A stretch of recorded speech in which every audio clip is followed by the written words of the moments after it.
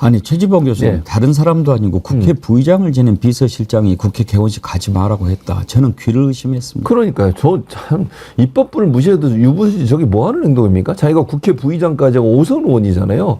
자기가 그렇게 오랫동안 국회에서 녹을 먹고 국민의 대표라고 그렇게 활동했던 곳, 그곳을 무시하는 대통령 행동에 대해서 그러면 안 된다고 따끔하게 얘기를 해야 되는 게 자기 입장 아닙니까?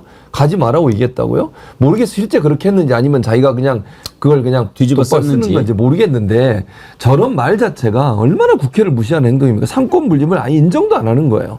그것도 국회 부의장까지 했던 사람이 저 얘기를 하니까 저 사람은 대체 국회에서 뭘 했을까 이런 생각이 듭니다. 그냥 권력만 바라보고서 한 거 아닙니까?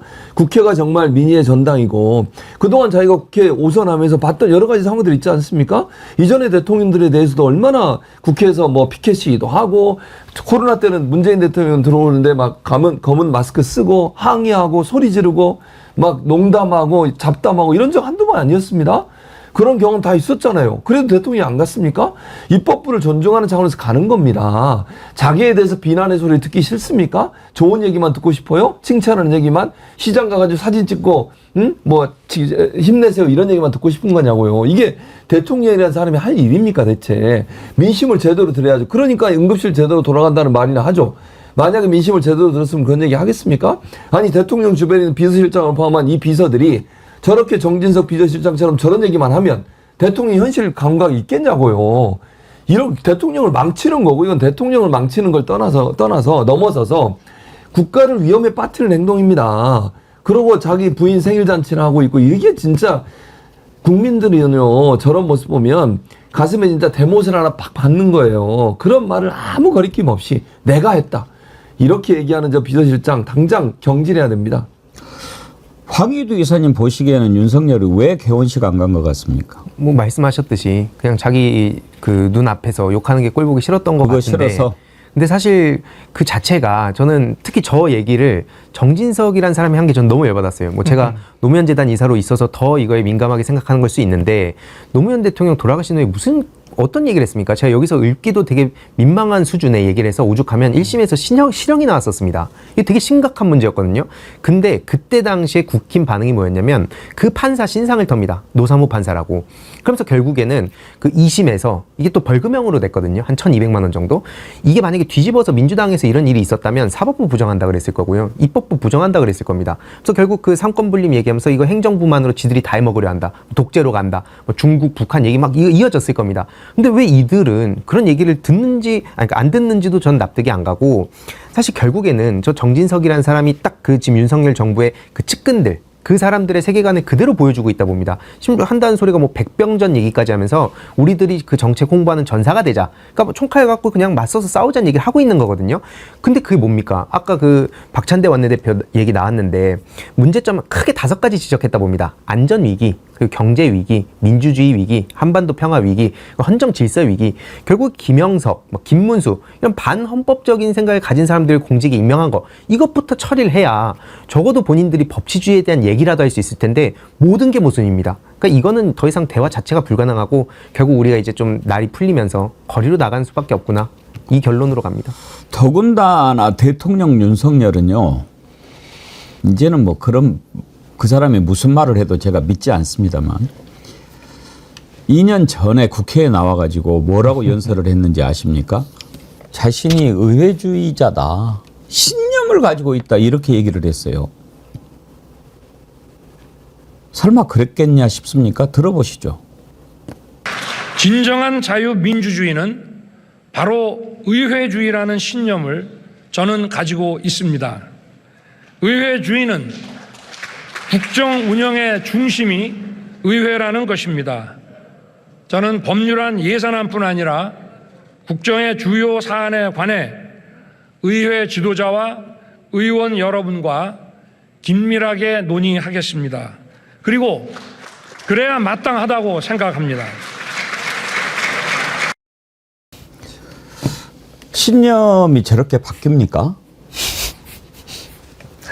물론 써준 거 읽었겠지만 자유민주주의의 가장 기본은 의회죠. 중심이거든요. 그럼 너무 당연한 말을 한 거예요. 어찌 보면은. 왜냐하면 우리가 대통령 중심제를 선택하고 있는 국가이기 때문에 그렇지 모든 다른 나라들은 우리가 뭐 민주주의 사회라고 얘기하는 국가들은 전부 다 의회가 중심이 돼 있는 거예요, 정치가. 우리가 희한해가지고 좀 그래요. 대통령이 자기가 모든 걸 다 주물럭거릴 수 있다고 착각하는 것 같거든요. 근데 저는 윤석열 대통령이 이렇게 국회 개원식에도 안 나오고 이렇게 하는데 참모 중에서 아무도 건의를 안 했다는 거예요. 가시라고. 이게 훨씬 심각한 문제다 이렇게 생각하고요. 안 온 이유는 윤 대통령 머릿속에는 국민은 없는 거예요, 지금. 우리 의료공복 사태에서 또 볼 수 있듯이 윤 대통령의 머릿속에는 한 20% 남짓한 나의 지지자들밖에 없는 거예요, 지금. 그 지지자들만 붙들고 가면 나는 된다고 보는 겁니다. 이미 그 상태로 넘어간 거예요. 이 중병 수준을 넘어서서 그냥 통치를 할 만한 자격이 없는 사람이 돼버린 거예요, 이미. 나머지 국민들은 자기 국민이 아닌 거예요. 자기 지지자가 아닌 거고. 이러니까 이런 식의 사고방식이 나올 수밖에 없고요. 오늘 제가 늘 그렇지만 평상시도 신문을 보지만 신문을 다 이렇게 보면서 한숨이 막 계속 나오더라고요. 뭐냐면요. 봐보세요. 우리 집값이 막 문재인 정부 때 거의 정점 수준까지 올랐습니다. 지금 언론이 조용하기 때문에 지금 이 상황인데요. 자기가 그동안에 그거 얼마나 많이 비난했습니까? 근데 그 수준까지 강남 집값이 다 올라왔어요. 대출 조이겠다고 한 것도 그것도 타이밍 늦었죠. 근데 뒤늦게 검사 출신인 이복현이 나서서 이렇게 해라 저렇게 해라 가지고 오히려 시장이 더 교란이 돼버렸어요. 그러니까 다시 대출 조이라고 금리 올리라고 막 압력 넣더니 누가 금리 올리라는 식으로 얘기했냐는 식으로 실수요자 대출은 풀어주라고 또 얘기를 해요. 이래가지고 지금 금융시장에 되게 혼란이 발생했죠. GDP는 계속 늘어나고 있는데 국민의 실질소득은 3년째 계속 지금 마이너스로 더 떨어지고 있습니다. 오히려 마이너스 1.6%예요. 윤석열 정부 끝날 때까지 제가 볼 때는 이럴 것 같아요. 이렇게 했죠. 체코 원전도 자기네 최대 치적이라고 얘기했는데요. 웨스팅하우스하고 지적 재산권 문제 해결을 못 해가지고 지금 난관에 부딪혔다고 얘기하잖아요. 그랬더니 정부가 만드는 방법은 웨스팅하우스 장비 사주는 걸로 어떻게 퉁치려고 그런답니다. 근데 지난번에 UAE 원전 팔 때도 웨스팅하우스가 그렇게 뭐 일종의 이제 속되게 말하면 개찌를 놓은 거예요. 그때도 20억 달러어치 장비를 사줬다는 거예요. 지금 환율로 따지면 한 2조 6천억 원 정도 어치를 사줬는데 이번에도 그렇게 하고 그냥 퉁치자 이렇게 나가려고 하는 것 같아요. 100% 우리 기술로 가가지고 체코에 원전 팔아먹겠다고 얘기를 해놓고 난 다음에 이런 수준입니다. 이거 제가 몇 가지만 얘기를 해드린 거예요. 지금 의료 문제 이렇게 하죠. 경제 다 이렇게 망가졌죠. 부동산 이러죠. 자기네 치적조차도 제대로 지금 뒷수습을 못하는 상황입니다. 거기에 외교도 그렇고요. 황희도 이사님 입벌구라는 말 아시죠? 입만 벌리면 구라. 딱 입벌구가 생각이 납니다. 지금요. 윤석열뿐만 아니라 이 정부의 국무위원들도 국회를 무시합니다. 김문수 장관 방송에 나와서 국회만 없으면 장관 해먹을 것 같다. 그런 이야기를 공공연하게 합니다. 그래도 되나요? 한번 들어보실까요? 제 아내도 아주 힘들어서 죽겠다고. 저도 좀 해보니까 이 국회만 없으면 장관 할 만한 것 같습니다. 그래요? 아주 이건 뭐 국회에 나오는 것이 보통 문제가 아닌데요. 인사청문회도 그렇지만 어제 그저께도 계속 새벽 1시 반까지 결산 심사하는데 국회에 나왔거든요. 오늘 새벽까지 하다가 지금 이제 또 나왔습니다. 오늘 또 합니다. 국회의원 3번 하셨잖아요. 3번 해도 이거 지금 장관으로서 인사청문하는 거 그게 보통 힘든 게 아니고요. 국회의원만 없으면 장관 해먹을 것 같아요? 아니 최진봉 교수님 그 강의만 없으면 교수 해드실만 하죠? 아니 아니 저는 저 말을 듣고 너무 황당한 게 뭐냐면 그러니까 국회 없으면 그냥 마음대로 해먹겠다는 거 아닙니까? 국회가 원래 그런 역할을 하는 겁니다. 국민을 대신해서 국가가 제대로 운영되는 행정부가 제대로 운영되는 각 부처가 제대로 운영되는지 하는 부분을 견제하고 감시하고 문제 있으면 지적하고 바로잡게 하고 비판하고 이러려고 국회가 있는 거잖아요. 그래야 정부가 타락하지 않고 부패하지 않고 그대로 갈 거 아닙니까? 저 말을 반대로 얘기하면요. 그냥 내 마음대로 해먹겠다는 거예요. 그런 거 아닙니까? 견제받지 않겠다는 거 아닙니까? 비판받지 않겠다는 거고요. 견제, 비판 이런 거 안 받고 그냥 내가 하고 싶은 대로 하고 싶어. 이 얘기하고 뭐가 다릅니까? 인사청문회에서 그렇게 자기가 혼났다고 하는데 혼날 이해를 하니까 혼나는 거 아닙니까? 인사청문회에서 그렇게 많은 문제가 발생을 했고 뭐 일제시대에 우리나라 우리 선조들의 국적이 일본이라고 얘기하고 엄청난 비난받았고 그럼에도 뭐 노동부 장관이잖아요. 그러니까 지금 아버지는 일본 사람인 거죠? 뭐 그렇게 되는 거죠 결국은. 예. 그렇게 따지면 예. 그 당시에 뭐 예를 들면 그 모든 사람이 다 일본 국적이라고 하니까 그런 논리잖아요 지금. 그리고 자기가 노동부 장관인데 반노동법 노동적인 말을 얼마나 많이 했는지 몰라요. 건폭이라고 하지 않냐. 뭐 예를 들면 뭐 노동 현장에 있는 사람들을 완전히 무슨 폭력배처럼 취급하는 경우도 많았거든요. 그런 사람을 노동부 장관에 앉혀가지고 임명을 시키고 저렇게 청문회에서 안 된다고 그렇게 국회의원들이 얘기했는데도 대통령 의회주의자라고 얘기하면서 결국 다 무시하고 임명하잖아요. 인사청문 보고서 채택 안 된 사람 지금 20몇 명쯤 임명을 하고 있어요. 이게 뭐 하는 행동입니까? 아니, 그러니까 국회만 없으면 해먹을 만하다는 말은요. 반대로 얘기하면 국회가 지금 얘기하는 모든 게 너무 싫다는 거예요. 그 말은 또 얘기하면요. 국민이 반대하는 거, 국민이 비판하는 거 듣기 싫다. 귀 닫고 나는 내 마음대로 하겠다. 이 말의 다른 표현이라고 생각합니다. 저는. 아니 김성환 평론가님, 국회의원을 3번이나 한 사람이 국회만 없으면 장관 해먹을 만하다라고 하고 국회의원 5번 한 사람이 국회 부의장까지 한 사람이 대통령한테 국회 개원식 가지 마라고 하고 이게 정상입니까? 그냥 간신이라고밖에 아까 간신이라는 표현 쓰셨는데요. 그렇게밖에 해석할 수 없어요. 그냥 자기 성공을 위해서 남은 어떻게 되든 그냥 자기 권한만 행사해도 된다 이렇게 생각하고 있는 것 같아요. 권력자 눈치 보기만 하면은 그냥 일생 편하게 살 수 있겠다 이런 인간들만 펼치는 사회가 돼버린 거 아닌가 이렇게 한탄이 나오는데요. 전 더 심각한 문제는 어제 예결위에서요. 대한제국하고 대한민국의 동일성은 계속 유지되는 거 맞느냐. 또 이 유지되는 것이라고 명시한 1986년 외교부 공식문서 내용에 동의하느냐 이렇게 질문을 했거든요. 동의를 못하겠다 그랬어요. 그러니까 대한제국에서 맺었던 외교 우리 조약 같은 거 많이 있잖아요. 우리 네. 역사책에서 많이 배웠잖아요. 근데 대한민국이 그 조약의 연속성을 인정한다라고 공식적으로 확인을 했거든요. 우리 외교부가 국무회의에서 이걸 통과까지 다 시킨 거예요. 그런데 이걸 동의 못하겠다는 얘기는 대한제국하고 대한민국은 다른 나라다 이렇게 얘기를 하고 있는 거예요. 그럼 그 다음에 일제가 있었잖아요.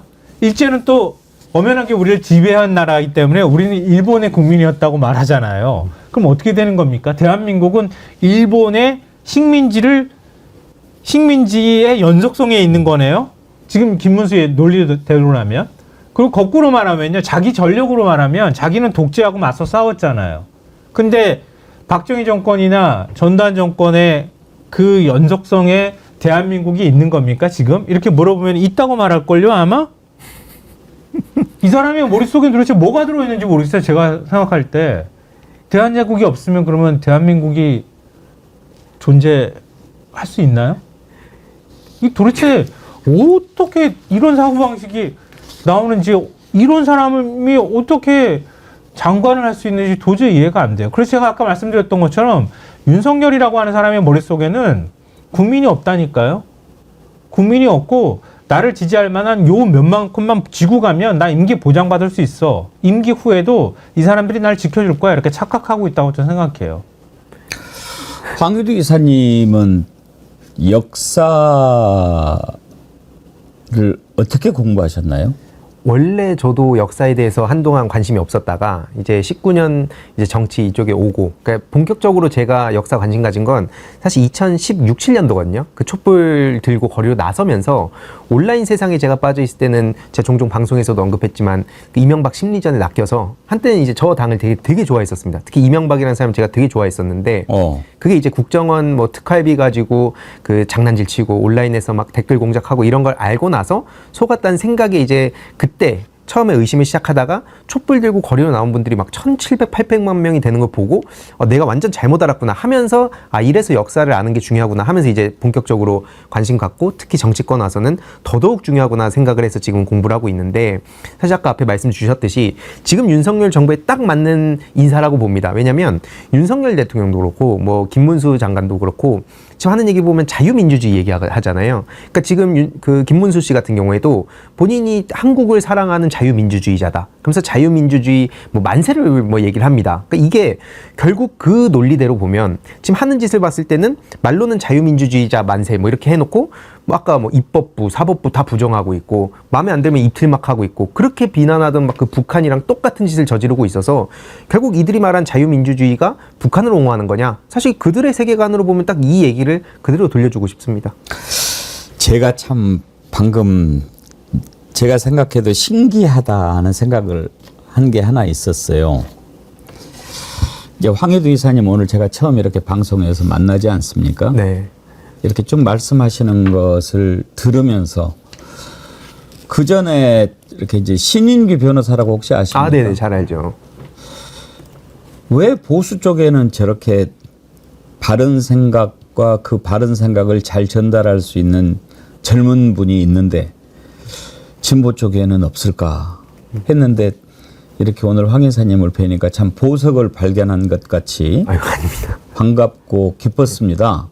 근데 쭉 말씀하시는 것을 들으면서 제가 그걸 한번 물어볼까 했어요.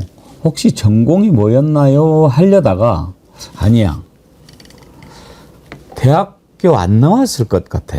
그러니까 무슨 얘기냐면 가방끈이 짧다는 얘기가 아니고 지금 대한민국의 이 교육 과정에서 그렇게 배워가지고는 할 수 없는 생각들, 태도들, 발언들 이런 것을 하는 걸 보면서 제가 얼른 프로필을 찾아봤어요. 네. 아니나 다를까 영등포 고등학교 부설 방송통신고등학교 그리고 한국방송통신대학교 휴학 네. 이렇게 학력사항이 돼 있네요. 네네. 제가 배운 예전에 게 대단하죠. 네. 그 사이에 또 이거를 아니 그걸 찾은 게 대단한 게 네. 아니고 제가 딱 말씀을 들으면서 네.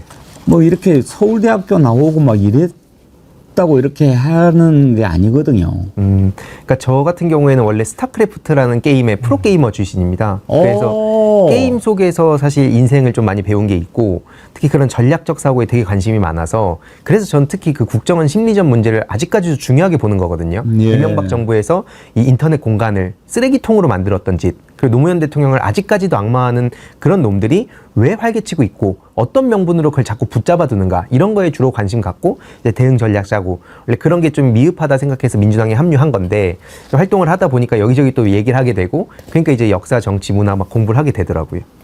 언제 우리 용빠따 한번 나오세요. 용빠따라는 프로그램이 새로 만들어졌는데요. 금요일 밤에 김용민 PD가 네. 이렇게 꼭 그 정치적인 거 아니더라도 여러 가지 인터뷰도 막 하고 그러는데 네. 언제 저하고도 한번 기회가 되면 네. 우리 황희두 이사님의 생각 속으로 좀 더 깊이 들어가 보고 싶은데요. 아, 감사합니다. 예.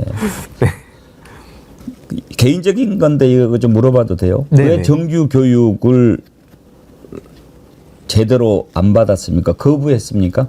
뭐 거부라기보다는 어렸을 때 제가 중학생 때 이제 프로게이머라는 걸 알게 돼가지고 그쪽으로 가고 싶은데 자꾸 이제 뭐 부모님도 그렇고 사회적으로도 자꾸 이제 그 규정 지은 게 있잖아요. 그러면 걱정들 하시죠. 네, 그래서 저는 제 나름의 이제 생각과 고민들을 하고 이런 결정을 내렸는데 뭐 학생 때도 그렇고 심지어 제가 결정적인 게 그 고등학교 담임 선생님이 그 저희 학교에 학기부가 있었는데 학기채를 들고 저를 막 패려하더라고요. 어디 그 자퇴하고 게임을 하려고 하냐고. 그래서 제 입장에선 내 인생은 내가 살아가는 건데 그래서 저는 그때 이제 자유의지에 대해서 생각을 되게 많이 하게 됐고 한국 그 교과과정 아까 말씀 주셨듯이 자꾸 주입식 교육, 암기 위주로 이게 흘러가는 거 보면서 좀 그거에 대한 나름 저항도 있었고 근데 그 제가 관심 있는 걸 그냥 공부하는 게 더 좋지 않을까 싶어서 요즘은 그냥 관심 분야 책 읽고 막 공부하고 있습니다. 가장 관심 가는 분야가 어디입니까 지금은? 저는 원래 아까 말씀드렸던 심리전, 전략, 예. 전술 요런 쪽에 관심이 많아서 뭐 국방 쪽이라든지 어. 요즘 관심 가지는 건 디지털 시대의 민주주의 위기입니다. 이게 오. 지금 윤석열 정부랑도 맞닥뜨리는 게 소위 그 트럼프 탄생 이후로 미국의 학자들이 충격을 받아서 포스트 트루스, 그러니까 탈진실의 시대라는 그 막 연구 결과까지도 막 나오고 있는데 쉽게 말하자면 우리가 보통 객관적 사실 이걸 중심으로 다들 뭐 판단을 하자라고 하지만 현실에서는 지금 특히 온라인 공간에서는 어떤 감정 그 사람의 그 신념 요걸 건드려 버리면 앞에 그 객관적 사실은 다 의미가 없어지거든요. 그러다 보니까 이 문제에 대해서 우리는 어떤 식으로 받아들이고 어떻게 해법을 찾을 것이냐 지금 이런 쪽으로 좀 관심을 많이 갖고 있습니다. 앞으로 좀 저한테 많이 가르쳐 주세요. 아니 제가 많이 배워야죠. 열심히 배우겠습니다. 김성환 평론가님 저렇게 그 젊었을 때 또는 어렸을 때 자의식을 갖고 그 길을 간다는 게 정말 쉽지 않잖아요. 정말 어렵죠. 전 그런 생각도 해요. 제 지금 애가 대학 입시 준비하고 있는데요. 쟤 보면서 막 답답하고 막 왜 저러나 이런 생각을 하다가도 가만 생각해 보면 그러니까 제가 생각하는 마음은 그거였더라고요. 내가 경험했던 거 굉장히 오랫동안 터득했던 거를 얘는 좀 짧게 거쳤으면 좋겠다고 하는 부모의 바람이 있는 거예요.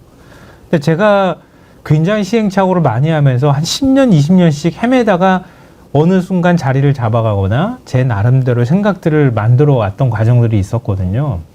근데 그게 과연 헛된 거였을까 하는 생각을 했어요. 그런 생각을 하다가 이번에 구모도 망쳤다고 얘기를 들으면서 내가 아 그래 좀 망쳐도 되겠지? 좀 망쳐서 조금 더 헤매도 되겠지?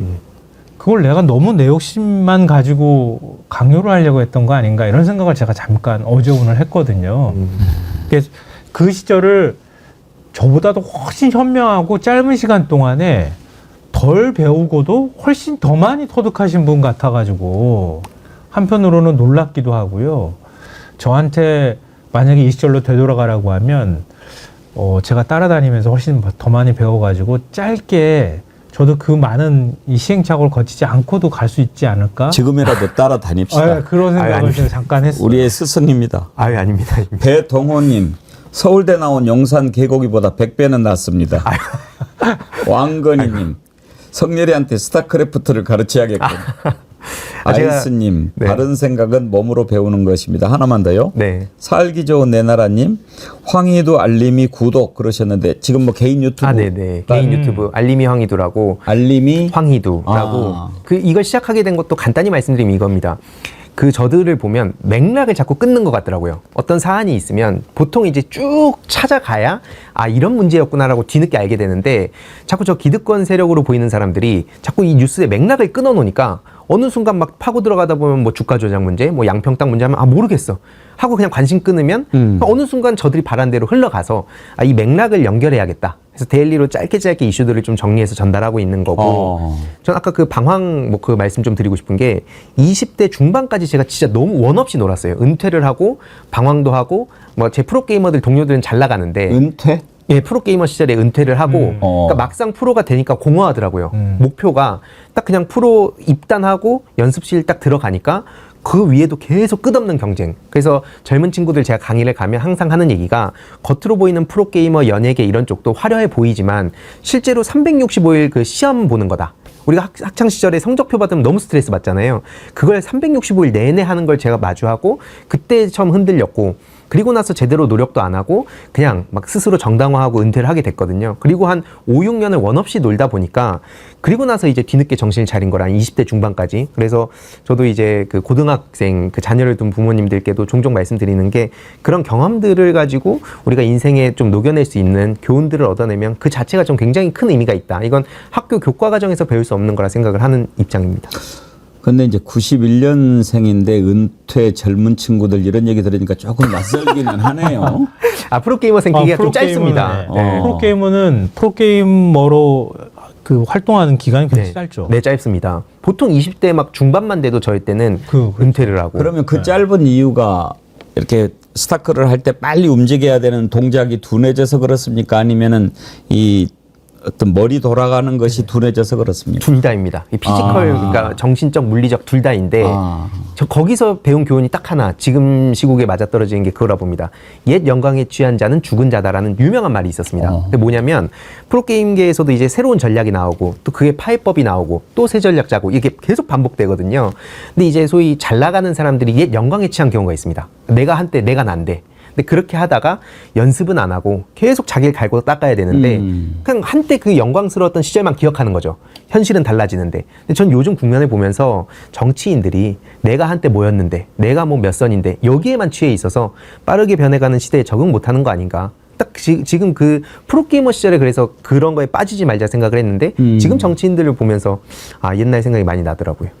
대표적인 사람이 윤석열일 거예요. 맞습니다. 그러니까 서울 법대 나와서 구수해서 검사되고 그걸로 끝났을 것 같아요. 그러니까 그 뒤로 과연 책을 한 권이라도 읽었을까 그런 생각을 제가 하거든요. 그 한 권 읽었다 선택할 자유. 밀턴 프리드먼. 그것도 나는 안 읽었을 것 같아. 왜냐하면 안 읽었어요. 안 읽었으니까 이렇게 경제정책 추진하는 거예요. 밀턴 프리드먼은 이렇게 경제하라고 하지 않았거든요. 국가가 이렇게 개입하면 안 된다고 얘기했거든요. 책을 한 권만 읽은 사람이 제일 위험하다고 그러잖아요. 네. 근데 책을 한 권만 읽은 사람하고 한 권도 안 읽고 읽은 것처럼 하는 사람하고 누가 더 위험할까요? 한 권만 읽은 사람이 좀 더 위험하지 않을까 싶기도 합니다. 오히려. 왜냐면 내가 이걸 읽었으니까 예. 이건 확실하다. 그게 요 정답인 하나 거라고 보고 생각하고. 네. 예. 자주 봅시다. 아, 네. 고맙습니다.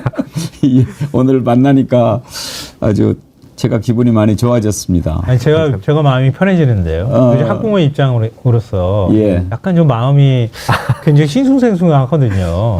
근데 그런데 같이 이렇게 만나서 얘기를 하니까 제 마음이 오히려 편해지는데요. 정말 그 말은 쉬운데 그걸 행동으로 옮기기가 어렵잖아요. 부모 입장에서. 그래 너 하고 싶은 대로 해. 학교가 전부가 아니야. 그래 놓고 막상 그러면 저 학교 그만두겠습니다. 그리고 프로게이머 되겠습니다라고 할 때 그렇게 해라고 하는 부모가 얼마나 되겠어요. 황 이사님은 부모님이 오케이 하셨나요? 초창기에 많이 반대하셨는데 결국에 제가 설득을 노력을 해서 했고, 임요한 선수라고 예. 되게 유명한 네. 그 부모님도 아시는 선수라서 덕분에 시작을 했고, 제 마지막 그 은퇴전이 임요한 선수랑 하게 돼서 개인적으로도 되게 그런 스토리는 좀 뭔가 운명이 아니었나 싶기도 하고 그렇습니다. 임요한 선수도 계속 변신을 하더군요. 네, 맞습니다. 요즘에는 또 그 포커 플레이어, 예. 예, 포커 플레이어도 네, 하고 예. 맞습니다. 그런 변신들도 사실 자기가 뭔가를 계속 추구하기 때문에 나타나는 것 아니겠습니까? 혹시 앞으로 그러면 뭐 해보고 싶으세요? 저는 사실 아까 말씀드린 그 분야, 그 특히 PR이나 심리전? 이런 마케팅 이쪽에 예. 관심이 많은 게, 예전에 에드워드 버네이즈라고 그 되게 중요한 그런 그 족적을 좀 남긴 사람이에요. 논란거리도 많지만 핵심은 내 스스로 선택했다고 믿게 만드는 게 중요하다. 전 이걸 보면서 진짜 놀랬거든요. 그러니까 우리가 자유의지로 뭔가 선택한 거야라고 생각하는 것 또한 사실 거대한 자본이라든지 어떤 권력에 의해서 착각을 하게 되는 경우가 많다는 거죠. 근데 그러다 보니까 그런 게 결국 정치권하고 또 어떻게 연결이 되는가. 실제로 그 버네이즈의 영향 받은 게 괴베스였습니다. 그래서 그게 또 이제 계속 연구가 돼서 미국 정치로도 가고 하는데, 결국 그 뿌리를 찾아가지고 지금 시대에 어떻게 적용이 되는가, 이런 거에 대한 좀 안목을 갖고 계속 또 민주당에 도움을 주는 게 제가 가장 하고 싶은 역할입니다. 정치는요? 현실 정치보다도 저는 이런 온라인 세상에 관심이 많아서 제가 오늘 시간이 없어서 얘기를 다 못했지만 이명박을 그냥 좋아했다 정도가 아니라 정말 막 찬양을 할 정도로 너무 좋아했었거든요. 뭐가 좋았어요? 그때 당시엔 그러니까 경제 성장을 했다는 걸 되게 믿었었고, 땡땡왕 이명박 시리즈들이 있었어요. 뭐 치안, 뭐 외교, 경제 해가지고 딱 저 같은 딱 중2, 3 정도 수준이 보더라도 이해하기 쉬운 그런 성과들이라면서 사진, 글 형식으로 막 그 커뮤니티에 돌았었는데, 저희 프로게이머들 같은 경우에도 쉬는 시간마다 알트탭해서 게임하다가 창 내리고 인터넷 커뮤니티 보는 게 다거든요. 어디 나가서 운동을 못 하니까 계속 그걸 보다 보면 가랑비 옷 젖듯이 뭐 잘하고 있는데, 그리고 뭐 예를 들어서 요즘으로 치면 민주당이나 이재명 대표에 대한 비난이 항상 딸려오거든요. 그럼 뭔가 문제가 있으니까 이런 거 아니야? 라고 계속 스스로 자기도 모르게 그렇게 세뇌를 당하는데, 그거에 대해서 나중에 가서 팩트는 이거야 저거야 해도 어쨌든 다수가 욕하잖아. 이 온라인 공간에서 그럼 괜히 욕하는 거겠어? 이런 식으로 자꾸 얘기가 돼서 요 문제를 민주당이 놓치고 가면은 앞으로 계속 힘들어지기 때문에 그걸 좀 계속 집요하게 파고 싶습니다. 심리전 차원에서 공부해야 될 것들이 사실 지금 많은 시기거든요. 네. 그런 얘기 좀 많이 들어봤으면 좋겠습니다. 근데 말씀드리면서요, 역시 사람은 어느 한 분야든 미쳐야 된다. 그래요. 예. 운동선수도 뭔가 득도한 사람 같잖아요. 얘기를 들어보면 자기를 극한의 상태로 밀고 가는 과정도 괴롭고 힘들지만 그 어느 순간 그걸 넘어서잖아요. 네. 그러면은 우리가 느끼지 못하는 뭔가 새로운 것들을, 많은 것들을 느끼는 거 아닌가 싶은데 지금 딱 그런 분들을 보는 느낌이에요. 짧은 기간 동안에 이제 젊은 시절에 그걸 확 밀고 나가서 해버린 것 같은, 좀 부럽네요. 황유두 이사님 만나니까 오랜만에 밤새워서 얘기하고 싶은데 그럴 수는 없고 오늘은 여기까지 예, 감사합니다. 하도록 하겠습니다. 추억의 메텔님, 앵커님 9년 동안 법전도 못 외워서 구술을 했는데 책 진절머리 안 나겠습니까? 뭐요? 추억의 메텔님 윤석열 편드는 겁니까? 예, 오늘 함께 해주셔서 감사드리고요.